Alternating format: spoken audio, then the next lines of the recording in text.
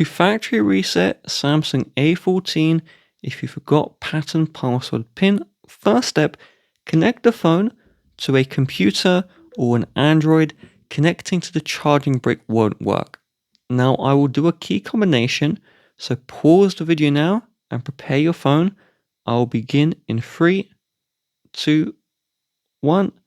Press and hold power and volume down. Keep these two held down for 10 seconds. So I'll start counting now. 6, 7, 8, 9, 10. Release power and volume down.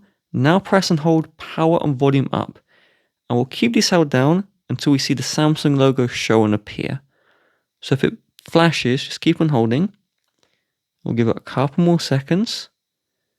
And so we see Samsung logo now released from both buttons.